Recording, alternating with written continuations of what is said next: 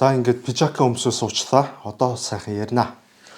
За миний хувьд бол хамгийн анх бол 2019 оны 3 дугаар сарын 31-ний өдөр Subotai Pictures гэдэг одоо энэхүү сувгаа бол би анх нээж байсан. За анх бол би энэ сувгийг бол тэр чигтээ буюу одоо бүхэлдээ түүхийн төрлийн контентууд, түүхийн сэдвэр бол ер нь хийдэг байсан. За ингээд өнөөдөр за би дөнгөж саяхан нэг өөрийнхөө хамгийн анхны хийжсэн бичлэгээ нэг эргэж нэг харлаа. За яг үүндээ баг инээд ч хүрэх шиг өөрөөсөө баг зэрэг одоо ичмэрч юм шиг нэг тиймэрхүү мэдрэмж бол авсан. За та бүхэнд нэг хавьд сонсгож бол үзүүлье. Нэгэн цагт өндөр өтгөн аж түрэн амьдарч байсан Вековын гэр бүл уйтгаргүй нэг нам хүм байдалд бүрэн автав. Гэр бүлийн цор ганц амьд үлдсэн гишүүн болох Агафья амьдралынх нь 75 жилийг Сибирийн тайгад өнгөрүүлсний эцэс бүх зүйлс утга учиргүй мэт санагдсан тул 2014 онд соёл иргэншилт ертөнц рүү сайн дураараа нүүхээр шийдсэн түүхтэй. За та бүхэн сонссон байх. Би яг ингэчл бол анх ярьж эхэлчихсэн. За тухайн анхны бичлэг цацагсны дараагаар бол мэдээч одоо намайг тэгж шоолчихсан хүмүүс бас зөндөө байсан. За одоо шоолохоос ч өөр бас аргагүй л ахал та. Тэгээд нэг сэтгэгдвийг бол би ерөөсөө мартдаггүй юм. За чи ямар автан загасны үлгэр уншиж байгаа биш үү болооч гэгээд. Тэгээ нэрээ ингээ бодоод үзсэн чинь яг л нэг одоо хүүхдээ унтахын өмнө нэг Орос ардын үлгэр уншиж өгж байгаа нэг аав шиг нэг гачин фильм одоо ярьсан байгаа одоо бодоод ахад. Тэгээд би бас ер нь бол нөгөө баг зэрэг одоо бөөрийн хідүү хэлтэй ч юм уу одоо тиймэрхүү юм шиг байгаа. Тэгээ зарим одоо үгнүүдийг бол би айгуу тэгж буруу хэлж буруу дуудах тиймэрхүү одоо тохиолдлууд бол байсан одоо ч гэсэн бас байдаг. За тэр бүрт бол ингээд сайхан тэгээд доромжлдог хүмүүс бас зөндөө байсан. Одоо мэдээч хэрэг би чинь өмнө нь одоо тэгж олон хүмүүсээс тэгж нэгэн зэрэг одоо тийм олон хэмжээний одоо тийм доромжлууд эсвэл одоо тийм шүүмжлүүдийг сонсож үзээгүй болохоор ингээд нэг цухалцаад байдаг байсан бол бас үнэн.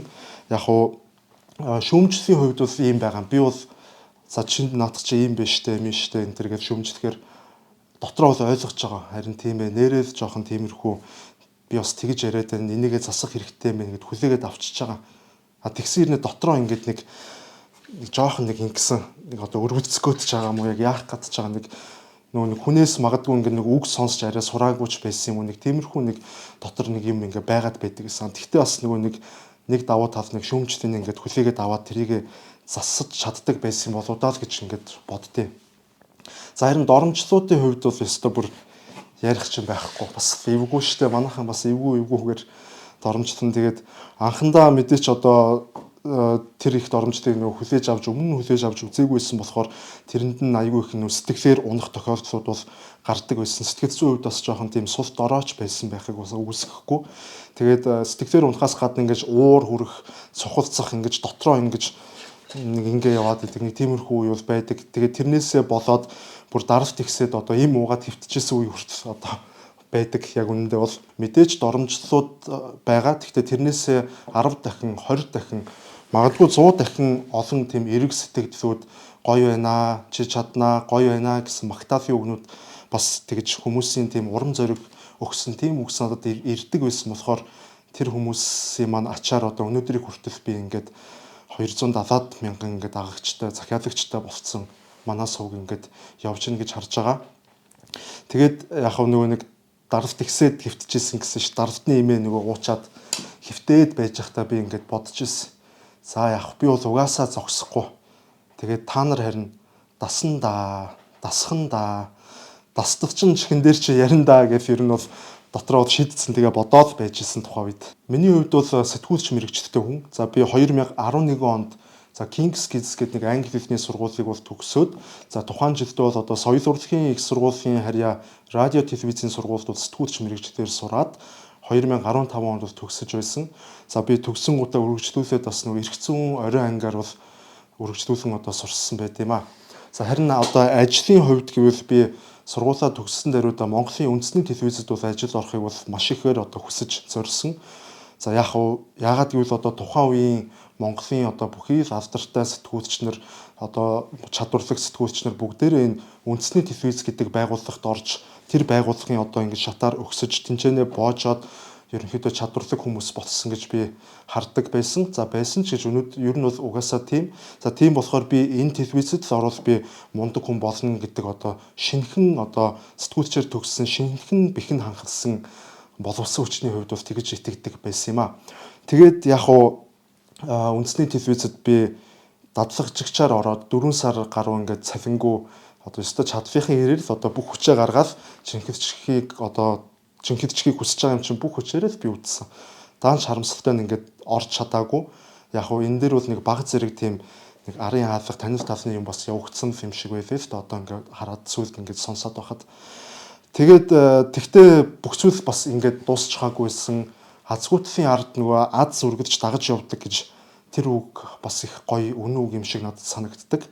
Тэгээд тэр ч утгаараа надад нөгөө Bloomberg телевизэд бол ажиллах боломж гарч ирсэн. Ингээд би ерөнхийдөө Bloomberg телевизэд ажилд орсон. Тэгээд яг хөө Bloomberg телевизэд ерөнхийдөө ажиллаад явж байх хугацаанд гэх юм уу одоо эсвэл одоо цаг хугацаа ингэж баг зэрэгээр ингэж урсан өнгөрхийн хэрээрч гэдэг юм уу хүн ер нь одоо юу хийх ёстойгоо юуны төлөө би одоо ингэж амьдарч байгаа би ер нь энэ амьдралд одоо юу хийж бүтээх ёстой миний хүн болж төрсэн учир шалтгаан яг юу юм бэ гэх мэтэр тиймэрхүү асуултууд бол бас миний дотор иргэдэл байдаг байсан. Тэгээд одоо бас зарим хүмүүс нь бол санаж байгаа их дээр үеийн явдлаа энэ Facebook дээр бол хүн төрөлхтний фото түүх гэдэг нэг пэйж байдаг байсныг бол одоо цөөхөн хүмүүс нь магадгүй санаж байгаа. Тэгээд тэр пэйжнээс дамжаад манай сувгийг бас анх subscribe дарж исэн хүмүүс ч бас одоо хүртэл бас зарим нь бол байгаа ах гэж би бодож байна. Тэгээд миний хувьд тухайн үед бол Facebook дээр тийм хүн төрөлхтний фото түүх гэдэг гадаадын одоо дэлхийн түүхэнд болсон тийм үйл явдлуудын тийм гэрэл зургуудыг тайлбарыг нь монгол хэл рүү орчуулад ингэж монголын уншигчтай бол би хүргэж тэгэж хоббигоороо хийдэг байсан. Тэр нь надад маш их таалагддаг байсан. Тэгээд тэрний дараа би ерөнхийдөө Facebook-ээс тийм YouTube руу орох тийм шилжилтийг бол хийсэн. За ингээд Bloomberg-т ажиллаж байх үед бол миний одоо энэ YouTube сувгийн дагагчдын тоо маань 200 биш 20 хэдэн мянга 20 мянга дөнгөж гараад явж исэн санагдаж байна. Тэгээд яг уу нэлээд бодоод за би яг ингээд яг алийг нь хийх үү ингээд хоёр зүйлээр ингээд бас ингээд хүчээ өгөөд явмааргүй байдаг. Та бүхэн бас мэддэг бол нөө телевизийн ажил гэдэг чинь өөрөө айгүй цаг наргүй тийм ажил болохоор тэр болгон YouTube сувг руугаа бас анхаарч чадахгүй байдал үүсчихсэн. Тэгээд би за ер нь нас залуу байна, цус шингэн байна. Надад залуу хүнд одоо зөндөө боломжууд ирээдүйд бол гарч ирэх бах. Тэгээ ер нь бол гэр бүлгүүч байна. Тэгэхээр зориглоод одоо энэ ажил төрлөө нэг ажилдаа золиослон л үстэй яг ингэхээгээд амьдрал дуусчихгүй. Тэгээд ер нь бол дуртай юм аа ингээ хийгээ зориглоо явъя гэд ажилласаа гараад тэр чигээр одоо хүсэл мөрөөдлөө дагаад гэх юм уу да Subtai Pictures руу орсон юм. Тухайн үед бол одоо өнөөдрийн энэ сувг маань Түүхцэг эмэн гэдэг нэртэй бол байсан. За Түүхцэг эмэн байхаас ихэвч бас сонссон хүмүүсээс нэлээд олон байгаа байх гэж найдаж байна. За Түүхцэг эмэн гэдэг нэрээ харин 100 мянган subscriber дагагч захиалагч хүрээд за энэ нөгөө нэг silver button авахын өмнө энэ ч Subtai Pictures гэд бичсэн байгаа. Тэгээд Түүхцэг эмэн гэдэг одоо нэрээ ерөнхийдөө өөрчлөөд Subtai Pictures гэдэг нэртэй нэг 97 орчим мянган захиалагчтай байхад нь нэрээ өөрчилсөн. За мэдээч хэрэг одоо Subtai гэдэг бол Монголын алдарт жанжин одоо цэргийн зүтгэлтэн баатар хүн Сүбэдэ баатрын одоо олон улсын нэршил нь бол Subtai. Тэгээд би Сүбэдэ баатар гэдэг хүнийг өөрөө маш их одоо биширч тэр хүний талаар уншиж, судлаж, бахархаж, омогшиж явдаг болохоор би өөрийнх нь сувгийг Subtai Pictures гэж бол нэрлэсэн юм аа. Тэгээд өнөөдөр одоо энэ сувг маань ингээд 270 мянган захиалагчтай болчихсон.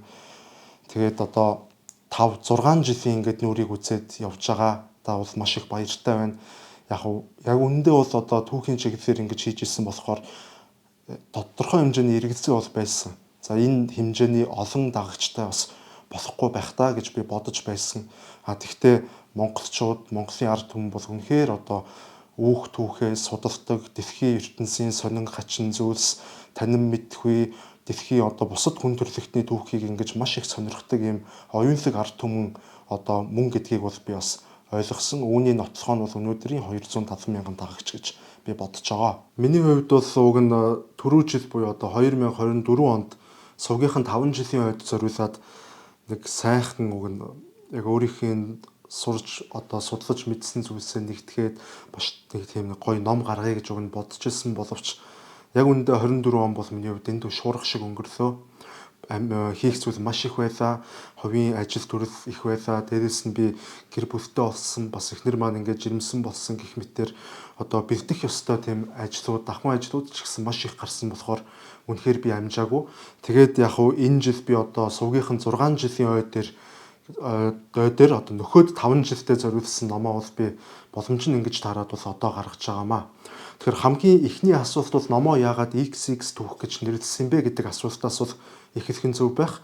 За яагаад XX түүх гэж нэрлэсэн гэхээр XX гэдэг чинь өөрөө Ром тоогоор 20 гэсэн үг. За тэгэхээр 20 түүх буюу одоо 20 дугаар зууны түүх гэсэн утга санааг илэрхийлж байна гэж бол ойлгож болно.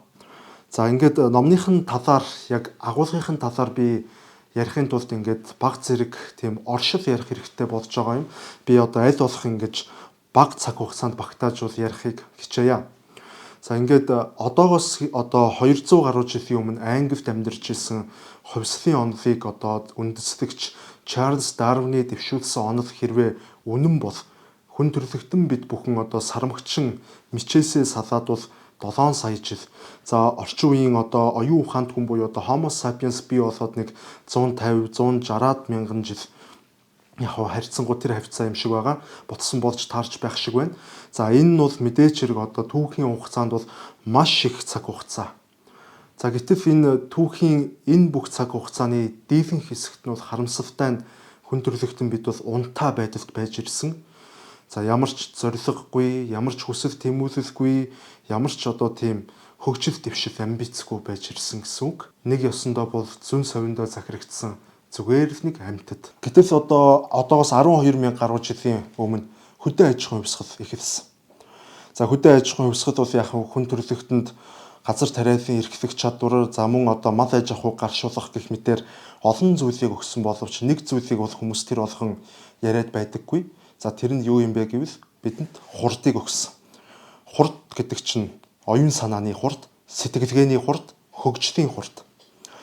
За үүний дараагаар шинжлэх ухааны хувьсгал одоогоос 500 гаруй жилийн өмнө 1548 онд Европт хэвд эхэлсэн. За та бүхэн одоо яг харах юм бол түрүүний миний саяны хурд гэж ярьсан зүйл яг энд гарч ирж байгаа. Анхны Homo sapiens бий болоод 140-150 мянган жил болсон байна. За тэрнээс одоо хөдөө аж ахуйн хувьсгал руу шилжих цаг хугацаа бол маш их цаг хугацааг бид нэр зарцуулсан. За гэтэл хөдөө аж ахуйн хувьсгалаас дараагийн хувьсгал буюу шинжлэх ухааны хувьсгал руу шилжихэд бид нэр ердөө л 11,500 жилийг зарцуулсан. Асар их цаг хугацаагаа хэмнэлсэн. Яг хөгжлийн хурд гэдгийн учир нь бол одоо энд оршиж байгаа гэж ойлгож болно. За ингээд харин шинжлэх ухааны хувьсгалын энэ одоо 500 гаруй жил, одоо энэ үргэлжилсэн 500 гаруй жилийн хугацааны хамгийн оргил үе нь бол өөрөө 20 дугаар зуун байсан.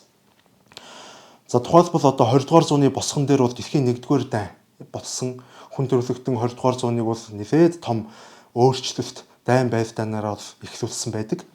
За дэлхийн 1-р дайныг бол миний хувьд бол яг уу тодорхойлохдоо бол ингэж тодорхойлдог. За хүн төрөлхтөн бид нэр түрүүний нөгөө Homo sapiens бий болоод нөгөө 150 мянган жил ч гэдэг юм уу.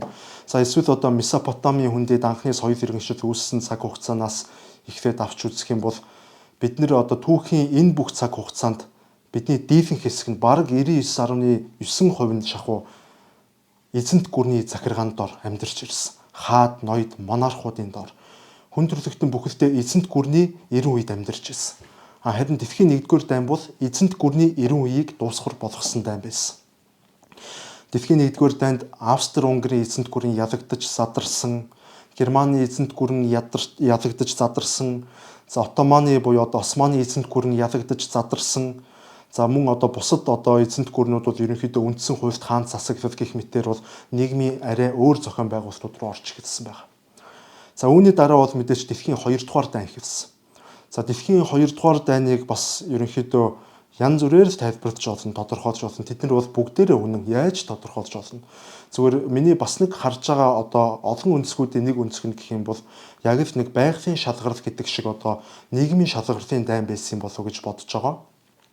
За учир нь юу вэ? Одоо дэлхийн 1-р дайн дуусаад эзэнт гүрний 90 үе ингэж задарч төгссөний дараагаар бол дэлхийн нийтээр одоо либерализм, коммунизм, фашизм гэх мэт одоо улс төрийн олон үзэл санаанууд, нийгмийн тийм олон одоо оюун санааны суртал үзлүүд бол ингэж дэлгэрч дэлхийн нийтээр ингэж хуваагдах ихтэй тавьсан.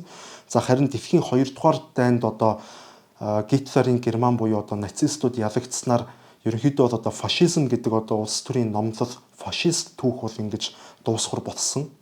За ингээд дэлхийн 2-р дайны дараагаар дэлхийн ертөнцид ерөнхийдөө коммунизм болон одоо капитализм гэдэг одоо хоёр үзэл санаа хүчтэйгээр үлдэж дэлхийн ертөнц бол хоёр туйлд 90 үед хуваагдаж Европын тэг дундуур төмөр хөшиг татагдсан түүхтэй. За энийг бол бид бүхэн бас мэдж байгаа баха. За тэгвэл одоо энэхүү дэлхийн 2-р дайн нийгэм болоод нийгмийн шинжлэх ухааны салбар болоод одоо бусад шинжлэх ухааны салбарт бол маш их нөлөө үзүүлсэн. За нийгмийн шинжлэх ухааны салбарт гэвэл за ерөнхийдөө сая ярьсанчлан ингээд коммунизм, капитализмаараа хуваагдаад ингэж өрсөлдөөнүүд бий болсон. За харин шинжлэх ухааны салбарт гэвэл жинхэнэ утгаараа нөгөө өрсөлдөөн гэдэг зүйл чинь өөрөө шинжлэх ухааныг хөгжүүлээд өгсөн. За тэрийг бол бас ер нь одоо манай сувыг үздэг хүмүүс бол бараг бүгд ойлгож байгаа бах. Яасан бэ гэвэл одоо хүн төрөлхтөн миний одоо үзэж буугаар 2-р дайны дараагаар буюу хүйтэн дайны он жилүүдэд хоёр том зүйлийг одоо хийсэн. Тэр хоёр том зүйл ерөнхийдөө 20-р зууны одоо утга учир хөгжил дэвшлийг одоо тодорхойлох зүйлс, хүчин зүйлс гэж бол харж болох байх. За эхнийх нь бол мэдээч цөмийн зэвсэг зохион бүтээсэн явдал. За хүн төрөлхтөн үг олноор нь ингэж устгах хүчин чадалтай цөмийн зэвсгийг анх Америкчууд зохион бүтээж, за дараа нь зөвлөлт холбоот улс гэх мэтэр одоо нэг 8 орн байна уу 9 орн байна уу цөмийн зэвсэгтэй улсууд бол дэлхий дээр байгаа. За сүүлдээ одоо энэ хүү цөмийн зэвсэг одоо цөмийн одоо ураанаа бол улам бүр боловсронгуй болгоод илүү энх тайвны зорилтоор буюу одоо эрчим хүчний их үүсвэр болгож атомын цахилгаан станцууд дэлхий дээр олноороо бий болсон. За хүн төрөлхтөн ингэж яг түүхээ харах юм бол анх галыг нээсэн тэр үе бол хүн төрөлхтний тарих толгоонд асар том өөрчлөлтийг авчирсан бол одоо цөмийн одоо эрчим хүч гэдэг цөмийн одоо хүчин чадал гэдэг бол галнаас дутгааргүй маш том одоо тесрэлтийг бол хүн төрөлхтөнд бол авчирсан гэж үзэж байгаа юм аа. За харин дараачийн 20-р зууныг тодорхойлох нэг чухал зүйл гэвэл зөвлөлт холбоот улс болон Америк нэгдсэн улс хоёрын энэхүү одоо үзэл санааны хуваагдлын уралдаан буюу нэгнийхэн дээр гарах энэхүү амбиц уралдааны үр дүнд хүн төрөлхтөн бид нэр сансарч нисэж чадсан. Хүн төрөлхтөн бид нэр өөрсдийнхэн өвөг дээдсийнхэн хизээж төсөөлөж чадхааргүй, мөрөөдөх нь байтугай төсөөлж чадхааргүй тэр гайхамшигтай зүйлийг хийж чадсан. Тэрийгэ бид нэр яаж хийсэн? 2-р дайнд Германы эрдэмтдийн зохион бүтээсэн анхны тэрэлт пуужингийн загвар болох Фау 2 гэдэг пуужингийн суурин дээр бид нэр зохион бүтээж Америкчууд сансарт ниссэн, зөвлөлтүүдээ сансарт нисэж чадсан. Ингээ бид нэр сансрын уудмыг эзэлсэн. 20-р зуун бол сансрын уудмыг ноёрхсон 90 зуун байсан. Бас 20-р зуун бол цөмийн эрчим хүчийг бүтээснээр атомын 90 зуун болж хүн төрөлхтний түүхэнд үлдсэн. Ийм болохоор өнөөдрийн энэ хөгжил дэвшил, өнөөдрийн хүн төрөлхтний энэ дата дээр суурилсан 90 зуун гэдэг юм уу, хиймэл оюун ухаан дээр суурилсан 90 зуун гэдэг юм уу, одоо юу гэж нэрлэж болно? Энэ бүх хөгжил дэвшлийн бүх суурь, бүх хундам нь суурь нь өөрөө 20-р зуунд тавигдсан болохоор би өөрийнх нь номыг XX түүх буюу 20-р зууны түүх гэж би нэрлэсэн юм аа. За ингээд ерөнхийдөө би номныхын талаар ингэж товч тайлбарыг та бүхэндээ ярьлаа. За ингээд хамгийн гол нь одоо энэ ном маань одоо миний олон жилийн одоо нүр их хөдөлмөр хичээл зүтгэл гэхүү тэгээ бас миний энэ дотроос хүсэл мөрөөдөл энэ оюун санаанаас ингэж ундран бий болсон ийм түүхийн ном байгаа. Дээрэс нь одоо энэ ном маань limited edition буюу маш цөөхөн хуваар одоо хэвлэгдэж байгаа. Гадуур номын дэлгүүрүүдээр бол зарагдахгүй. За манай сувгийг үнэхээр ингэж үздэг, дуртай одоо дэмжихийг хүсдэг одоо тийм үзэгчид маань энэ номыг бол худалдаж аваасаа гэж би хүсэж байна. За бас одоо түүхийн чиглэлээр ингэж сонирхож судалгаа хийдэг хүмүүсээс авахд бол буруудахгүй байх. За мөн одоо гоёмсог одоо загвартай тийм ховор номнуудыг ингэж цуглуулах дуртай хүмүүс байдаг. Тэгэхээр энэ ном маань өөрөө дахин одоо хэвлэгдэж худалдаанд гарахгүй тун цөөхөн хуваар ингэж хэвлэгдэж зорилттой зах зээлдээ хүрээд дуусах ном учраас одоо таны ингэж номны одоо цуглуулах дотор байвал одоо маш гоё тийм үн цэнтэй, нэр хүндтэй тийм ном байх болно гэдэг би хамлалтыг бол өгж байгаа. Тэгээд одоо миний одоо гаргасан энэхүү ном маань 4-р сарын эхний 7 хоногт бол аль биесээр одоо худалдаалагдаж эхэлнэ. Одоо ингээ яг одоо бол би ингээд урьдчилсан захиалгаа бол авч эхэлж байгаа юм. Одоо энэ бичлэгээрээ би эхэлж байна. За та яаж урьдчилсан захиалга өгөх вэ гэвэл одоо доор харагдаж байгаа утасны дугаараар холбогдож болно. За мөн одоо манай Instagram, Facebook-ийн хаяг руу та хувь хүнээр одоо чатаар бичиж болно. Тэгээд хүргэлт бүхэн одоо үнэгүй байгаа. 5-аас дээш хувь хэрвээ та захиалах юм бол би бас өөрийн биеэр бол хүргэж өгнө гэдгээ бол хэлье. Тэгээд нэг номны үн бол ерөнхийдөө 150 мянган төгрөгөөр худалдаалагдаж байгаа. За яг хуу номны хувьд бас энэ тодорхой хэмжээний үнэтэй одоо арай жоох өндөр үн байж болох ч гэсэн за хөдөлмөр, хичээл зүтгэл, тэгээд одоо өнгө дизайн, доторх агуулга гэд би бүх юмаа тооцож үзээд мөн одоо limited edition гэдэг байдлаараа би зориуд энэ номыг бас ингэж үнэтэй одоо өндрөөр ингэж үнэлж байгаа гэдгийг та бүхэн бас ойлгоорой. За ингээд одоо та бүхэндээ эцэст нь хэлэхэд бол миний номыг одоо худалдаж авч бас энэхүү сувгаас дэмжээрэй гэж чин сэтгэлээсээ хүсье. Тэгээд өнөөдрийг хүртэл хамт байсан, цаашдаач хамт байх та бүхэндээ маш их баярлалаа. Баяр та.